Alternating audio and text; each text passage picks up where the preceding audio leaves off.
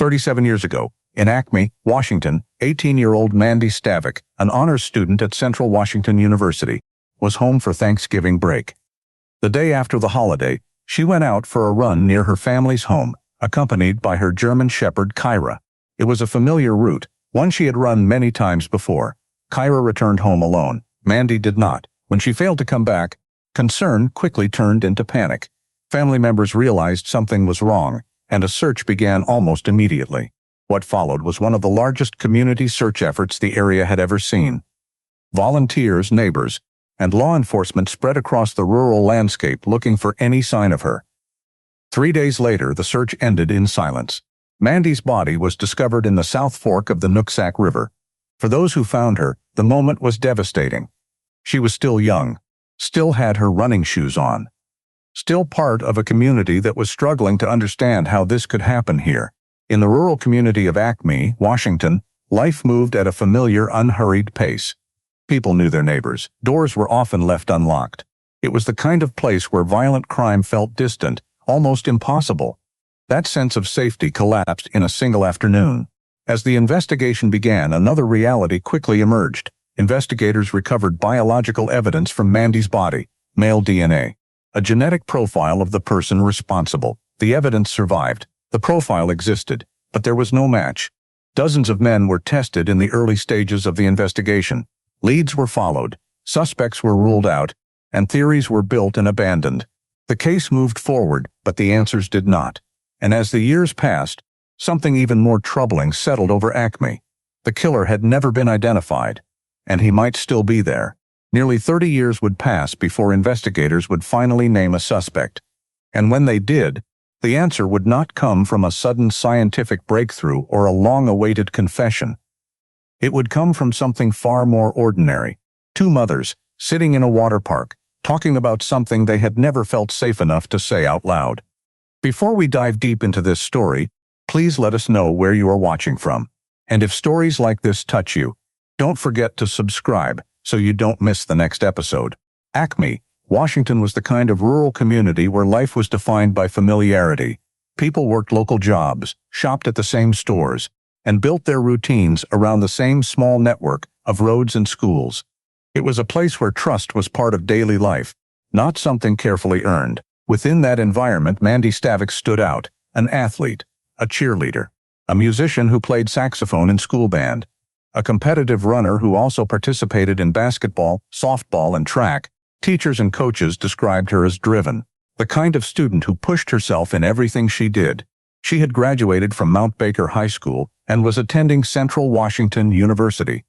Like many college freshmen, she returned home for Thanksgiving, a short break before heading back to campus life. Her disappearance did more than shock a family. It unsettled an entire town. At her memorial service, nearly 1,000 people attended. In a community like Acme, that number reflected something deeper than grief. It reflected disbelief. And in the months and years that followed, one feeling remained constant. The loss was not only of a young woman with a future. It was the loss of certainty. The belief that this place was safe had been permanently changed. On November 24, 1989, the day after Thanksgiving, Mandy Stavik set out on what should have been an ordinary run. Running was not unusual for her. It was part of her routine, part of how she stayed connected to the life she would return to after the holiday. At first, nothing about the scene suggested anything out of the ordinary. But within a short time, something went wrong. Kyra returned home alone. Mandy did not. When her family realized she was missing, concern escalated quickly into alarm. She had not simply been delayed. She had not changed plans or returned by another route. She was gone. A search began almost immediately. What followed was a large-scale community effort. Volunteers joined law enforcement, spreading out across the rural landscape. Roads, fields, wooded areas, and riverbanks were all searched. In a community where people were accustomed to looking out for one another, the response was immediate and widespread. Despite that effort, there was no sign of Mandy. Witnesses along her running route later provided fragmented but important details. The last confirmed sighting placed her running along the roadway toward a bend near her home. A pickup truck was seen in the area around the same time. The driver would later become one of the final known people to report seeing her alive. Investigators began reconstructing the timeline. They developed a theory that Mandy had been forced into a vehicle, that an offender, likely armed, used a weapon to control her.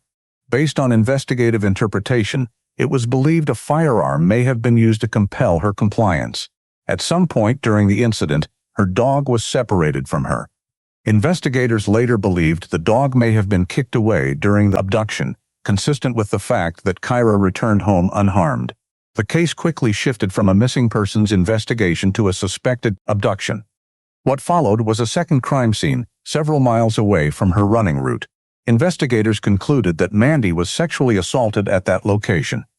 Evidence at the scene suggested a violent struggle. Scratches and injuries indicated she may have attempted to escape.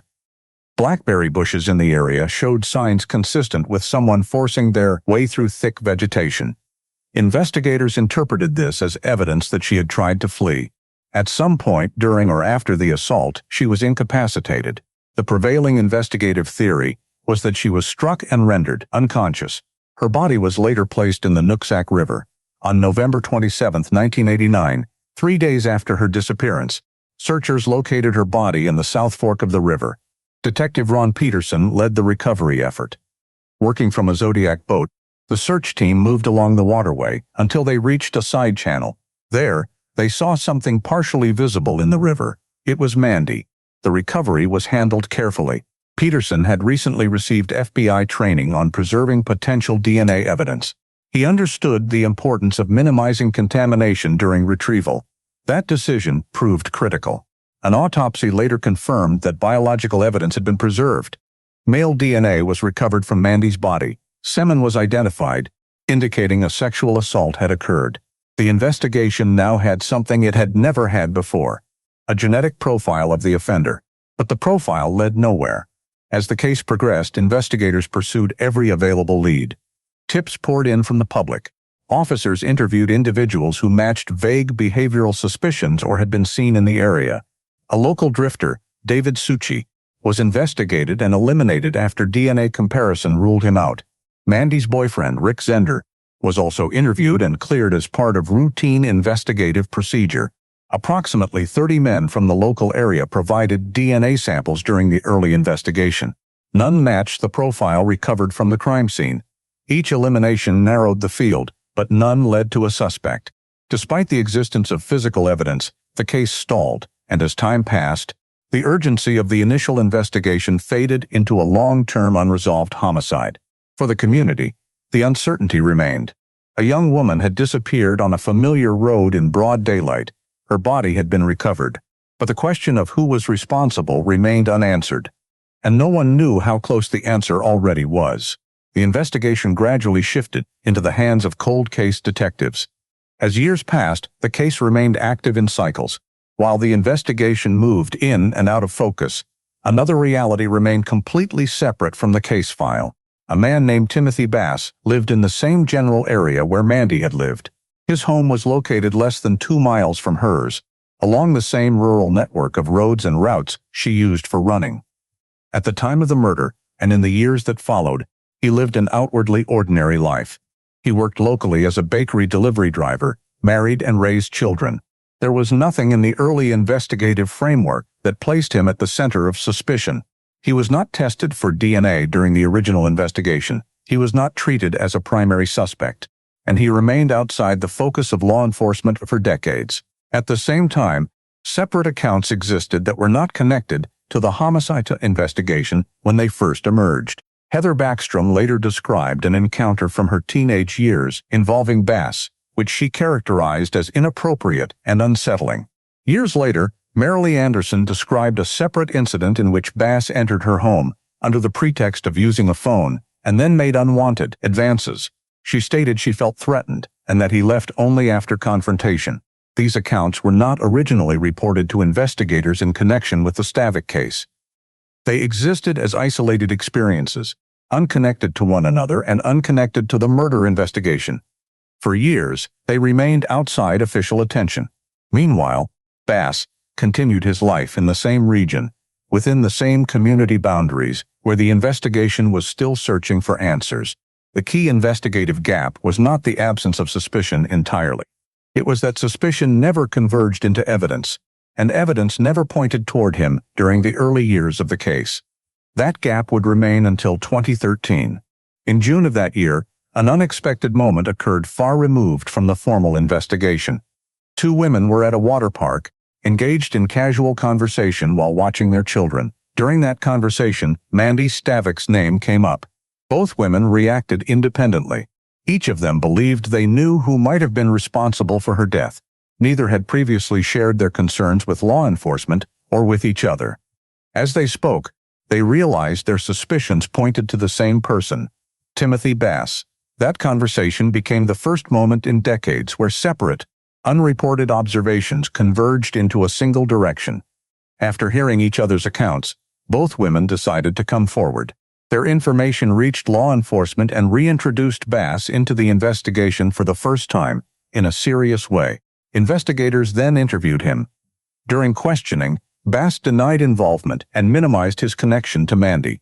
He also resisted providing a voluntary DNA sample. That refusal changed the investigative approach. Surveillance began. Detectives monitored his movements, waiting for an opportunity to obtain discarded material that could legally provide a DNA sample. But for a time, there was no breakthrough. The investigation stalled again. Yet unlike previous years, this time there was a direction, even if it was still unproven. For the first time in decades, a specific individual was now linked to suspicion, memory, and behavioral accounts that investigators had never connected before. The case had not yet advanced, but it had narrowed. At the same time, attention inside the investigation expanded beyond law enforcement. A bakery supervisor named Kim Wagner became aware that Bass was under suspicion. Her position placed her close to his daily routine at work. As investigators communicated their concerns, she made a decision that would later become pivotal. She agreed to assist. Over the course of several months, she observed Bass's disposal habits. Investigators were not looking for anything extraordinary, only items that might contain trace saliva, such as cups or cans. After approximately 3 months, an opportunity finally occurred. Bass discarded a plastic cup and a soda can. The items were retrieved and preserved. They were then transferred to law enforcement for forensic testing. The material was sent to the state crime laboratory. There was no immediate public indication of what followed. The process took time, as forensic comparison required careful validation against the preserved biological evidence from 1989. When the results were complete, the confirmation was decisive. Bass's DNA matched the genetic profile recovered from Mandy Stavik's body at the time of her murder. For investigators, this was not a partial match or a circumstantial indication. It was a direct genetic link between Bass and the crime scene evidence preserved nearly 3 decades earlier. The case, which had remained unresolved for 28 years, now had a scientifically confirmed suspect. The emotional impact inside the investigative team was immediate. After years of dead ends and unconfirmed leads, the evidence now aligned with a specific individual who had lived within the same community for the entire duration of the investigation. Bass was taken in for questioning again. This time, the tone of the interview changed. Confronted with the DNA match, he initially denied any wrongdoing. His statements shifted as the interrogation continued. He questioned how his DNA had been obtained and challenged the evidence itself, but he did not provide a consistent explanation that aligned with the forensic findings. The investigation moved quickly after that point. On December 12, 2017, nearly 28 years after Mandy Stavik's murder, Timothy Bass was arrested in the parking lot of the bakery where he worked. He was charged with kidnapping, rape, and murder. The arrest marked the end of the investigative phase and the beginning of legal proceedings. For Mandy's family, the moment represented the first concrete acknowledgement that the person responsible had finally been identified. For investigators, it was the culmination of a case that had survived across generations of personnel changes, technological limitations, and investigative dead ends. But identification was not the same as conviction. The case still had to be proven in court, and Bass, despite the DNA evidence, maintained his innocence. The prosecution's case centered on a single, critical point. Bass's DNA matched the biological evidence recovered from Mandy Stavik's body in 1989. That evidence formed the foundation of their argument, that Mandy had been abducted, sexually assaulted, and killed, and that Bass was the source of the genetic material found at the crime scene. The state presented the timeline of events from disappearance to discovery, reinforcing the sequence investigators had developed decades earlier. The defense, however, offered an alternative explanation. They did not dispute the presence of DNA. Instead, they challenged its meaning. Bass's attorneys argued that the DNA evidence alone did not prove murder. They suggested that the biological material could be explained through consensual sexual contact that occurred prior to Mandy's death. In this version of events, Bass and Mandy had a secret relationship that had never been disclosed during the original investigation. The prosecution countered this narrative by emphasizing the absence of any supporting evidence. There were no witnesses who had seen the two together. There were no communications, no documented relationship, and no indication during the original investigation that such a connection had ever existed. After 9 days of testimony, the case was handed to the jury. Deliberations lasted just over a day. When the verdict was read, the courtroom reached a moment that had been decades in the making. Timothy Bass was found guilty of first-degree murder, rape, and kidnapping. For Mandy Stavik's family, the verdict marked the end of a long and uncertain legal journey. The emotional impact of hearing the decision reflected nearly 30 years of unanswered questions finally resolved within a courtroom. At sentencing, victim impact statements described the lasting loss and the absence that had shaped their lives since 1989. The defense maintained Bass's claim of innocence. Bass himself continued to deny responsibility for the crime. The judge imposed the maximum sentence available under the charges, approximately 27 years in prison. Nearly 30 years separated Mandy Stavik's murder from the conviction of Timothy Bass. Ordinary individuals became part of the case in ways they could not have anticipated. That conversation became the turning point that reintroduced Bass into the investigation after years of absence. In the end, the case that defined a community for nearly 3 decades did not close because time erased it. It closed because the truth finally caught up to it.